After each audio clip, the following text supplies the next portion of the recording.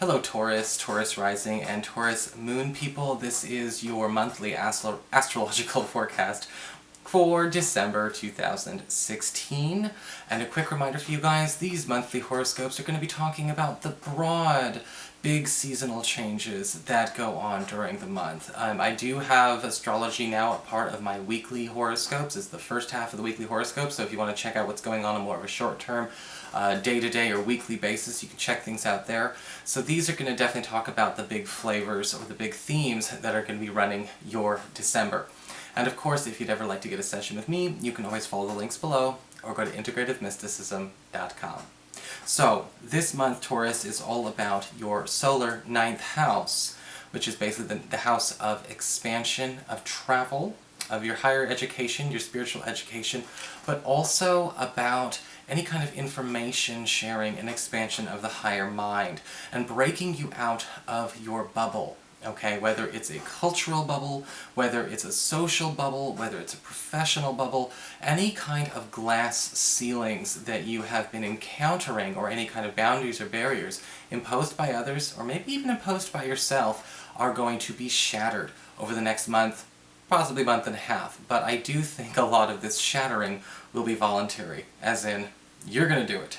It's not going to be forced on you, most of the time.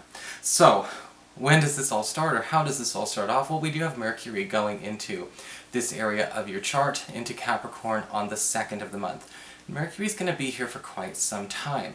And yes, Mercury will be going retrograde here after the 19th, but until the 19th, Mercury in your 9th house is offering huge opportunities for travel, or perhaps even actually growing your education, or getting your education more, I guess you could say, crystallized, or expanding on it, or furthering it. For those of you who are thinking about going to college, going back to university, changing your major, or maybe even completing a course early, we'll have an opportunity to get that underway during this time. If you're looking for funding for any kind of activities like that as well, this is a very, very good angle to have.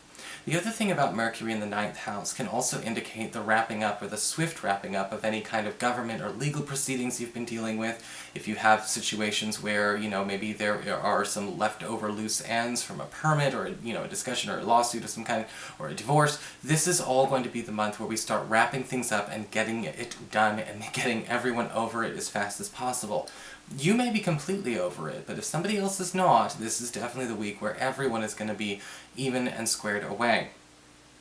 And, this is going to be, again, the first 3 weeks are going to be all about how do we speed things up there.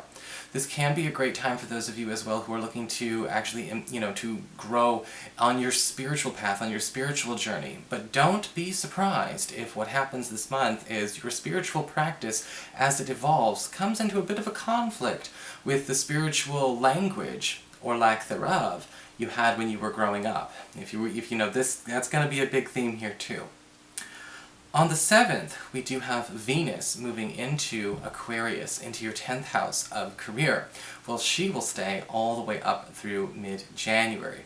And with Venus in the 10th house, it's a time for popularity, but also easy money, easy earnings, because with Venus in the 10th, people want to do favors for us. People want to win us over, people want to sweet talk us, people give us brownie points like crazy, and they want to incentivize us. If you're looking to finally have some difficult discussions about maybe changing, how much you're getting paid, you want to ask for a raise, you want to change the hours you work, you want to apply or negotiate for a higher position or a promotion at the beginning of the year, Venus in your 10th house says that people are going to be extra sweet on you during this time. And again, as with any financial houses, such as the 10th, as it will be for you, Venus will also be allowing you to make easy money for less labor. On the 13th of the month, we've got a full moon in Gemini, in that 2nd house of earned income and employment.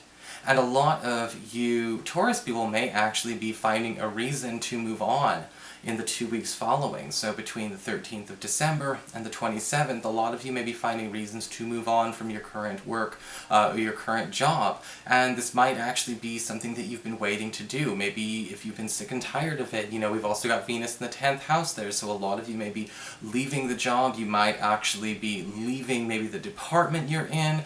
Some of you may be transitioning in a big way into maybe even going into your own business. Usually when we have a full moon in the second house, in anyone's second house, depending on their rising and all of that kind of good stuff, you can usually count on that person possibly entertaining an opportunity to put in their notice. But it is a green light. It is giving you the okay to do that. This is also a time where a lot of you who are looking to maybe close a major expenditure or get rid of a major debt, or such as closing, getting rid of the balance on a credit card or a loan or something like that. We may also find out, because it's connected to Uranus, this full moon, that there is a way to do it faster than you expected. On the 19th of the month, we do have Mars, the planet of action and energy and passion, moving into Pisces, your 11th house of friendships and social networking.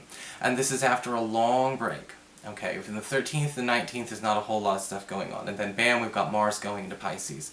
And with Mars in Pisces, usually what happens is we have a need and an opportunity to get tighter in our area of friendships and social networking. Okay, if you've been feeling like you've maybe been a bit adrift from the guys or from the girls, if you feel like you're not as close to your best friend as you used to be, or you've been feeling like maybe it's a time to kind of get the old gang back together or build a new group around yourself or a new hub around yourself, this Mars energy is going to be really, really supportive for that. This is also a time where you're going to notice a lot of your friends actually sticking up for you and going to bat for you, doing all kinds of interesting little favors and things along those lines. It's also an excellent time between now and the end of January to even give some serious consideration to perhaps some kind of recreational or professional collaboration with a buddy. We also have on that same day Mercury going retrograde in that 9th house of higher education, as well as government legal proceedings and all of that good stuff, travel. And again, remember what I talked about before, about things creating clashes with your past. This is talking a little bit more on a spiritual, cultural level. And every once in a while, Taurus, we have to process some cognitive dissonance. Some people are really good at it, some people are not so skilled or trained or experienced with it. And you may find out that some of the things that you were raised with, some of the values that you were raised with, between the 19th of this month and about the 12th or 13th of January, some of the values you've been raised with were not ones that you grew into. Maybe you might find out that they might not have been the most enlightened of values, and we're going to have to face those things head on.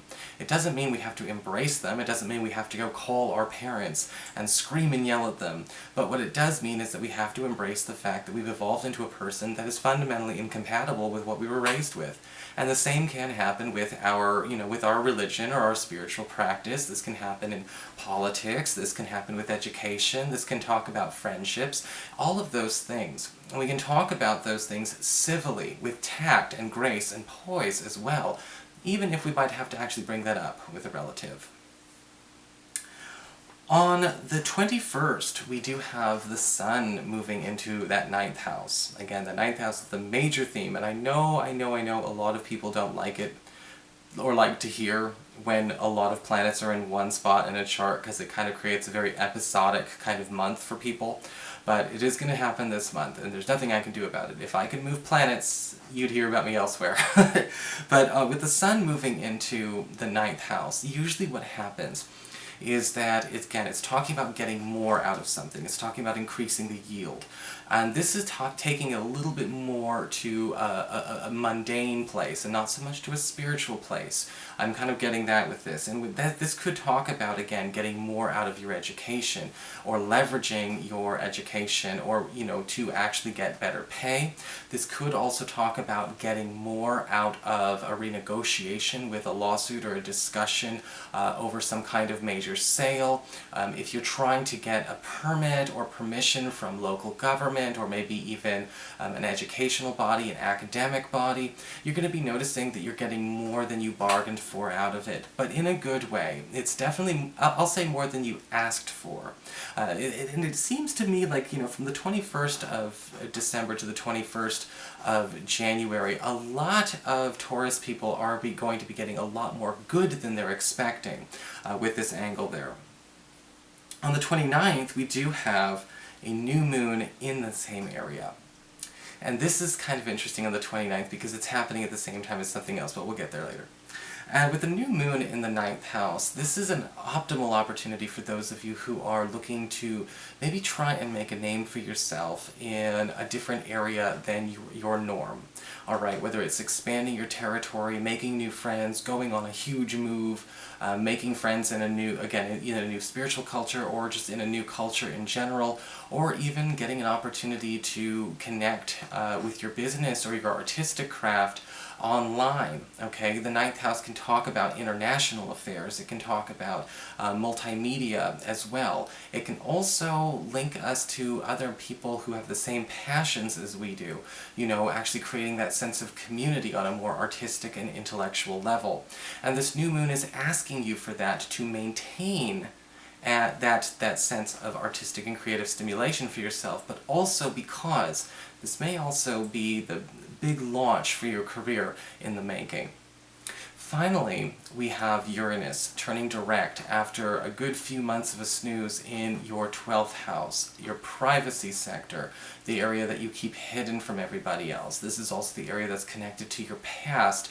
And with Uranus retrograde here for the last few months, sometimes what can happen is you tend to not get as many of the random wake-up calls, the interventions, and all the external clues and coincidences that some people come to rely on to make their moves. And so those of us who like being left to our own devices, like being sort of like, in the driver's seat, we're fine. But some people like to kind of let go and surrender, and sometimes when Uranus is retrograde, it's harshest on the people who surrender too much. But with Uranus going direct in your 12th house, you may also find yourself a new private activity or a new private getaway adventure that you need to actually take.